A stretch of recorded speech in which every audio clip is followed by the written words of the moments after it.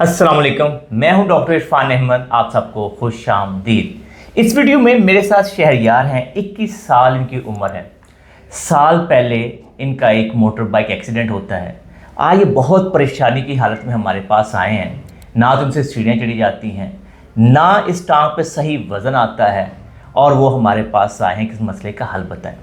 हमने ये कोशिश करते हैं कि सबसे पहले उनसे पूछते हैं कि उनका मसला है क्या, और साइड बाय साइड क्या उनके मसले को आर्थोपेडिकली सही हैंडल किया गया कि नहीं, ताकि आप लोगों के लिए मैसेज हो कि अगर आप लोगों के भी घुटने पे कोई चोट लगती है तो उसका बेहतरीन इलाज क्या होना चाहिए। तो सबसे पहले शेयर ये बताओ कि तुम्हें ये चोट जो लगी तुम्हारे दाएं घुटने पे, वो कैसे लगी थी? सर बाइक पे खड़ा था, बाइक ने हिट किया और वॉक ने रेस लग गई है यहाँ पे चपनी पे, जो चपनी टूट गई थी।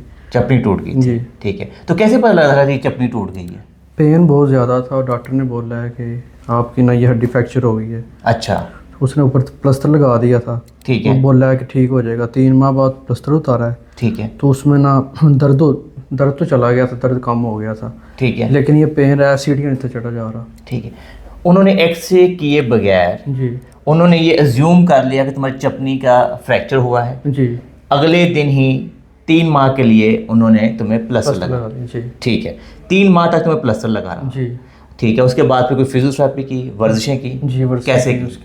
इस तरह टांग को पीछे लेके जाना है, हाँ हाँ, उसको ऊपर उठाना है, ठीक है। इस तरह। तो फिर 3 माह के बाद क्या किया? तुम मतलब वर्जिशें कर ली, जी तो फिर तुमने बता रहे थे कि तुम्हारे ACL की भी, लिगामेंट की भी सर्जरी हुई है। जी। उसके बाद फिर वो मैं ना टांग इस तरह ना निकल जाती थी। ठीक है। उसके बाद सीढ़ियाँ नहीं था चढ़ा जाता। फिर डॉक्टर को चेक करवाया, उन्होंने बताया कि आपका लिगामेंट फ्रैक्चर है और ACL की है आपको। उसके बाद फिर वो MIR करवाई है, उसमें पता चला है कि लिगामेंट है और ACL है। ठीक है। उसके बाद उसका ऑपरेट करवाया है। ठीक है। 6-7 माह हो गए हैं, तकरीबन साल हो गए हैं। हाँ हाँ। तो टांग अभी ना सही नहीं हो रही, ठीक नहीं हो रही, प्रॉपर वर्क नहीं कर रही। ठीक है। तो आपने बेसिकली शहरयार का एक स्टोरी वर्जन सुना। ये दिन रखिए कि अगर आपका जैसे कोई भी चोट लगती है, सबसे पहले उसका एक्सरे होना बड़ा ज़रूरी था।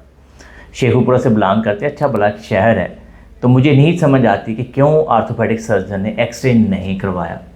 एक्सरे करवा के अगर उनको वाकई ही ट्रू था कि भाई फ्रैक्चर हो गया है, तो फिर ये भी देखना ज़रूरी था कि क्या ये फ्रैक्चर बगैर सर्जरी के ठीक हो सकता है कि नहीं हो सकता। तो फिर अगर प्लास्टर भी लगाया था तो वो भी 3 माह की समझ नहीं आती। दुनिया में जितने भी प्लास्टर लगते हैं वो 4 से 6 हफ्तों के लिए होते हैं। अब शहरयार को जब हमने एवेल्यूएट किया तो उसके 2 बड़े मसले हैं। एक बड़ा मसला ये है कि सामने वाले थाई के जो पट्टे हैं वो बहुत कमज़ोर हो गए हैं। उसी वजह से इसका इस टांग को पूरा वज़न नहीं पड़ता और सीढ़ियाँ नहीं चढ़ सकता।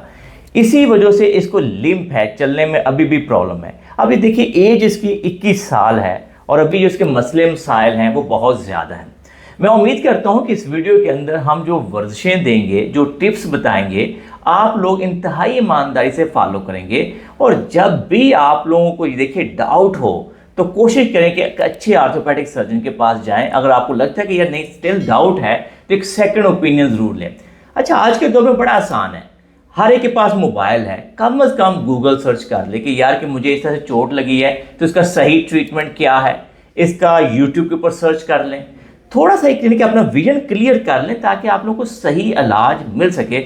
अब इस एज के ऊपर अगर ये बच्चा अपने आप को फिट नहीं करता तो आप ये समझ लीजिए कि यंग बच्चे को हमने पैरालाइज कर दिया, अपाहज बना दिया और वो एक तरह से घर पे बैठा हुआ है। मैंने उससे पूछा क्या करते हो, कहते कुछ नहीं करता। अब ये देखिए ये हालात हैं कि जब हमारे डॉक्टर भी मरीज़ को डील करते हैं, अपने माइंड में ये चीज़ होनी चाहिए कि हमने सारी चीज़ों को अच्छे तरीके से हैंडल करना है। ये दिन में कि जब हमने इसको डिटेल में एवेल्यूएट किया तो अभी भी इसकी सर्जरी, जो ACL की सर्जरी थी, बहुत अच्छी हुई है। इसका जो लिगामेंट है बहुत अच्छा स्टेबल है। ज़ाहरन हमें नहीं लगता कि इसकी पटल्ला का फ्रैक्चर था, ब्लाइंडली कहा गया। आई डोंट नो एग्जैक्टली कि क्या सर्जन इसको सही तरीके से समझाया या इसको अच्छे तरीके से समझ आई कि नहीं आई। लेकिन हमारा जो कंसर्न था कि बगैर एक्सरे के किस तरह से POP कास्ट कर दी गई, और अगर POP लगाया भी गया तो कोशिश ये करनी चाहिए थी 4 से 6 हफ्तों के बाद उतार दिया जाता, दोबारा एक्सरे किया जाता और देखा जाता कि हड्डी हील हो गई है, तो उसके बाद इसको वर्जिशें करवाई जाती। अब इसके बाद सोने पे सुहागा ये है कि एक यंग बच्चा है, फर्स्ट एक बड़े हॉस्पिटल के अंदर उसकी सर्जरी होती है, MRI होता है, पता चलता है कि अब इसको ACL रिकंस्ट्रक्शन की सर्जरी की ज़रूरत हो जाती है, लेकिन सर्जन को ये जिम्मेदारी ज़रूर उठानी चाहिए कि उसके फॉलोअप जो है कम से कम टाइमली रखे। ना सिर्फ फॉलोअप रखे बल्कि उसकी जिम्मेदारी है कि हर हफ्ते 2 हफ्ते के बाद या महीने में एक दफ़ा ये देखे कि क्या पेशेंट की रिकवरी अच्छी हो रही है कि नहीं हो रही। हमने ये देखा है कि कई दफ़ा सर्जन बहुत अच्छी सर्जरी भी कर देते हैं, लेकिन जो मेन रिकवरी पैटर्न है, जो कि फिजियोथेरेपी है, जो वर्जिशें हैं, वो अच्छे तरीके से नहीं करवाते। तो मैं आप लोगों को मशवरा दूंगा कि आप कोशिश करें हमारे APRC health and physiotherapy channel पे जाएं। तकरीबन हर तरह के फ्रैक्चर के ऊपर हमने वीडियो दी हुई हैं। हमने ACL रिकंस्ट्रक्शन के ऊपर बहुत सी वीडियोस बनाई हैं ताकि आप लोगों की रहनुमाई हो सके। अब आते हैं यहाँ पे केस के शहरयार के दोबारा केस के अंदर। जब ये हमारे पास आया तो इसको इस मसल को एक्टिवेट करना नहीं आता था। हमने इसको कहा घुटना नीचे दबाओ, तो ये मसल के अंदर हरकत नहीं थी, जिस वजह से इसको हम कहते हैं मसल इनहिबिशन। जब ये मसल ही काम नहीं करेगा तो ऑटोमेटिकली जब ये खड़ा होगा तो इसका गोडा खिसकेगा। तो अब हमने इसको काफ़ी मेहनत से इस मसल को एक्टिवेट करना सिखाया। आप लोग ये दिन रखिए कि आपके सर्जरी को 1 दिन हुआ है, 2 दिन हुआ है, 3 दिन हुए हैं, तो आपने सबसे पहला काम नी प्रेस कर नीचे घुटना दबाएं। जब आप घुटना दबाएं तो आपके माइंड में ये चपनी जो होती है ना, ये लॉक हो जानी चाहिए।